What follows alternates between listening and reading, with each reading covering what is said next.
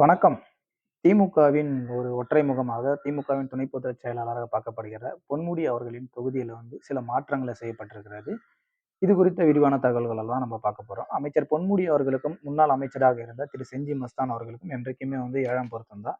இவங்க 2 பேருமே பொதுவெளியிலேயே செஞ்சி மஸ்தான் அவர்கள் பேச பார்த்து பொன்முடி அவர்கள் மைக்க புடுங்குனது, இதெல்லாம் விவாதிக்கப்பட்ட பொருளாச்சு.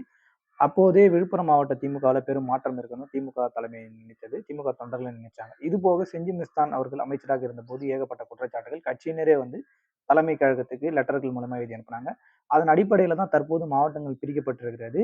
ஓரம் கட்டப்பட்டு இருந்த செஞ்சி மஸ்தான் மீண்டும் மாவட்ட செயலாளராக என்ட்ரி கொடுத்துள்ளார். இது குறித்த விரிவான தகவல்களை இந்த காணொலியில பார்க்க போறோம்.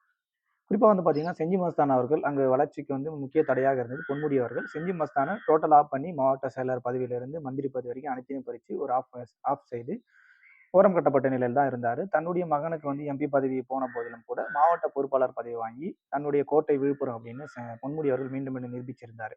கடந்த சில மாதங்கள்ல அமைச்சரவை மாற்றம் செய்யப்பட்ட போது மிகுந்த ஒரு அதிகாரமிக்க பதவியில இருந்த பொன்முடி அவர்கள் உயர்கல்வித்துறை அமைச்சர் என்ற பொறுப்புல இருந்து நீக்கப்பட்டு வனத்துறைக்கு மாற்றப்படுகிறார். அப்போதிலிருந்து விழுப்புரம் மாவட்டத்துல திமுக தலைமை நிறைய மாற்றங்களை கொண்டு வரப்போகுதுன்னு திமுக தொண்டர்கள்லாம் பேசிட்டு வந்தாங்க.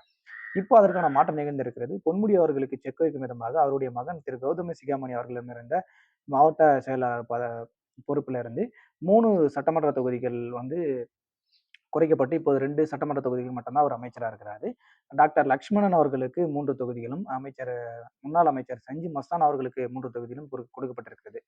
இதுல பாத்தீங்கன்னா, ரொம்ப விழுப்புரம் மாவட்டத்துல விழுப்புரம் மாவட்டத்தின் முகமாக பார்க்கப்படுகிற விழுப்புரம், வானூர் அந்த 2 தொகுதிகளும் டாக்டர் லக்ஷ்மணன் அவர்களுக்கும், விழுப்புரம் வடக்கு செஞ்சி, மயிலம், திண்டிவனம் ஆகிய தொகுதிகள் செஞ்சி மஸ்தான் அவர்களுக்கும், திருக்கோவிலூர், விக்கிரவாண்டி இந்த 2 தொகுதிகள் மட்டுமே கௌதம சிகாமணி பாப்பார்ன்னு சொன்னதுல பொன்முடி ரொம்ப அப்செட்டா இருக்காரு.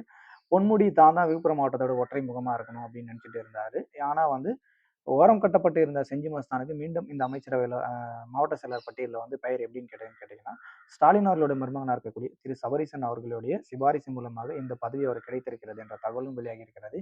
அண்மை காலமாக ஓரம் கட்டப்பட்டிருந்த செஞ்சி மஸ்தான் முதல்வர் அவர்களின் மருமகனாக இருக்கக்கூடிய திரு சபரீசன் அவர்களிடம் பேசியதாகவும், தங்களுக்கு மந்திரி பதவியும் தரவில்லை, மாவட்ட செயலர் பதவியும் தரவில்லை. எப்படி நாங்க அரசியல் பண்றது? எங்கள யாரு மதிப்பா? அப்படின்ற ரீதியில பேசினதாகவும், சபரீசன் இல்ல கொஞ்ச நாள் வெயிட் பண்ணுங்க அப்படின்னு சொன்னதாகவும், தற்போது அதன் அடிப்படையிலே இந்த மாற்றங்கள் நிரப்பப்பட்டிருக்கிறது.